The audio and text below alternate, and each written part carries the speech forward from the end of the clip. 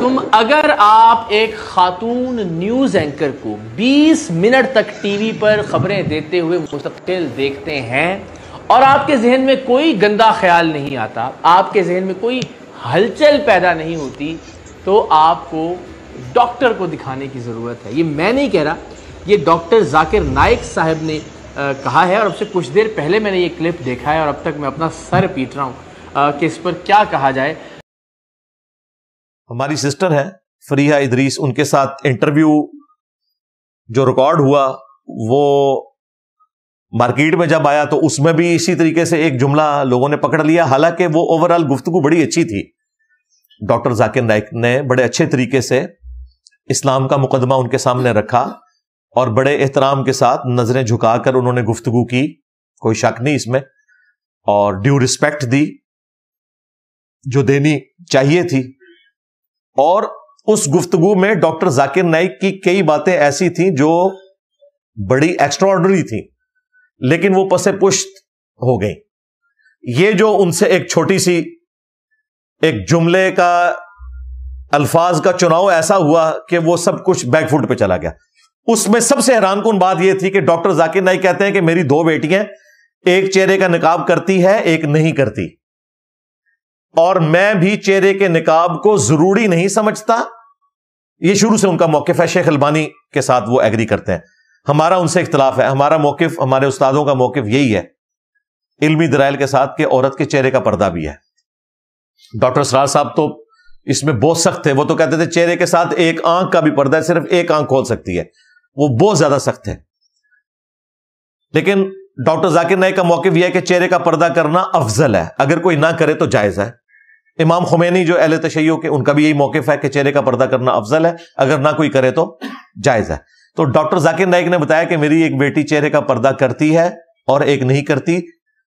جو کرتی ہے تو میں اسے اپریشیٹ کرتا ہوں کہ وہ زیادہ بہتر کام کر رہی ہے, جو نہیں کرتی میں نے اس کو کبھی مجبور نہیں کیا کہ وہ چہرے کا پردہ کرے. بڑی اچھی بات ہے. حالانکہ شیخ البانی رحمہ اللہ, جنہوں نے یہ سارا عربی والا فتنہ اس ماڈرن دور میں کھڑا کیا کہ چہرے کا پردہ کوئی نہیں ہے, ان کے اپنے گھر والے سارے چہرے کا پردہ کرتے تھے. تو ان سے پوچھا گیا کہ آپ, انہوں نے کہا جی یہ تقویٰ ہے وہ فتویٰ ہے. تو مولوی جو ہے نا وہ اپنی فیملی کے لیے یہی رکھتے ہیں کہ ان کو کوئی نہ دیکھے, ٹھیک ہے. بل اس اعتبار سے میں ڈاکٹر ذاکر نائک کو البانی صاحب سے بہتر سمجھتا ہوں کہ کم از کم انہوں نے دونوں موقع بیان کیے اور پریکٹیکلی انہوں نے اپنی بچی کو الاؤ کیا ہے. صرف فتویٰ نہیں دیا کہ چہرہ کھلا رکھ سکتی ہے, بلکہ الاؤ بھی کر دیا. یعنی ان کی ڈاکٹرن میں, ہماری ڈاکٹرن میں نہیں, میں ان کی ڈاکٹرن میں بات کر رہا ہوں. اب یہ ان کا ایک اوپن مائنڈ ہونا شو کرتا تھا. یہ بات کسی نے کوٹ نہیں کی ہے, اور وہ جو ان کی بات تھی پردے کے حوالے سے, اس میں کرتے کرتے جو انہوں نے, میں سمجھتا ہوں کہ انتہائی بلو دا بیلٹ گفتگو کر دی. مثال دیتے ہوئے, ان کی نیت نہیں تھی, نہ کوئی ان کا مقصد بے حیائی پھیلانا تھا اور نہ کسی کو ٹیز کرنا تھا. اور حیران کن بات ہے, جس مثال کی وجہ سے آج ان کے خلاف یہ وی لاگز بن رہے ہیں, اور ہمارے جو بھائی ہیں اقرار الحسن حفظہ اللہ تعالی, انہوں نے بھی بڑی سخت گرفت کی. یہ وہ ساری باتیں آج سے 20-25 سال پہلے بھی کرتے رہے, لیکن وہی بات ہے وہ ابھی تک پاکستانی عوام کے ہتھے نہیں چڑھی تھی وہ باتیں, اب چڑھ گئی ہیں. تو آپ نے دیکھ لی, کوئی نئی بات نہیں انہوں نے کی. جس طرح پبلک پراپرٹی والی باتیں ان کی 20 سال پرانی ہے نا, یہ مثال بھی وہ شروع سے دے رہے ہیں.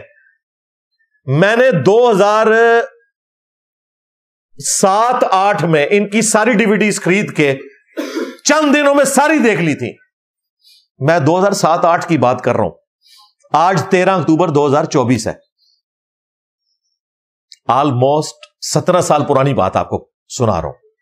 اس وقت بھی یہی وہ ساری باتیں کرتے تھے. پبلک پراپرٹی والی مثال اس میں بھی موجود ہے, بازاری عورت والی. اور یہ جو انہوں نے مثال دی کہ اگر کوئی میک اپ زدہ خاتون نیوز کاسٹر آپ کے سامنے آئے اور 20 منٹ تک آپ اس کو دیکھتے رہے ڈیش ڈیش ڈیش, وہ تو میں تو اتنی ولگر گفتگو مجھے تو کوفت ہوتی ہے کرتے ہوئے بھی اور سنتے ہوئے بھی. یہ باتیں انہوں نے اس وقت بھی کی نہیں ہے, وہ انہوں نے پکڑ لی ہے. اور پھر وہ جو نقشہ کھینچ رہے ہیں کہ اگر آپ کو کچھ نہیں ہوتا تو آپ جا کے ڈاکٹر سے علاج کرائیں. یار یہ بات کرنے کی کیا ضرورت ہے؟ یقین کریں, اگر ہم سے کوئی اس قسم کا سوال کرتا ہے نا, ہم اسے اس کی ڈاکٹر میں جواب دیتے ہیں. کہ جس طرح یورپ اور امریکہ میں چائلڈ لیبر کے اوپر پابندی ہے نا کہ آپ چھوٹے بچوں سے مزدوری نہیں کروا سکتے، اس طرح اسلام میں بھی پابندی ہے کہ آپ نے عورت کو کمائی کا ذریعہ نہیں بنانا، بلکہ عورت کو عزت دے کر گھر بٹھانا ہے۔ اس کے اوپر جو حاکم مرد ہے اس کی ذمہ داری ہے کہ وہ اس کا خرچہ اٹھائے گا، خواہ وہ اس کا باپ ہو، خواہ وہ خامند ہو، بھائی ہو یا بیٹا ہو۔ عورت اسلام میں گھر کی ملکہ ہے، کوئین ہے، یہ اس کو رسپیکٹ دینی چاہیے۔ اس لیے ہم اپنی عورتوں کو یہ الاؤ نہیں کریں گے کہ وہ کوئی ایسی جاب کریں کہ جس میں مردوں کے ساتھ ان کا انٹریکشن ہو۔ مطلقاً عورتوں کی تعلیم یا جاب اس کے ہم خلاف نہیں ہیں، ہم اسے پروموٹ کرتے ہیں۔ میں یہ کہتا ہوں کہ ہمیں اپنی بچیوں کو میڈیکل کی تعلیم دلوانی چاہیے۔ یہ سارے مولوی جب ان کی عورتیں پریگننٹ ہوتی ہیں تو یہ کہتے ہیں کہ کوئی ہمیں گائناکالوجسٹ مل جائے لیڈی، اس سے ہم نے جو ہے وہ یہ سارے معاملات لے کے چلنے ہیں۔ تو بھائی لیڈی گائناکالوجسٹ آپ کو اسی وقت ملے گی جب آپ نے بچیوں کی میڈیکل کی تعلیم الاؤ کی ہوگی، جو الحمدللہ پاکستان میں آلموسٹ سارے شہروں میں، ایون گاؤں ایریا میں بھی اب عورتیں اویلیبل ہیں۔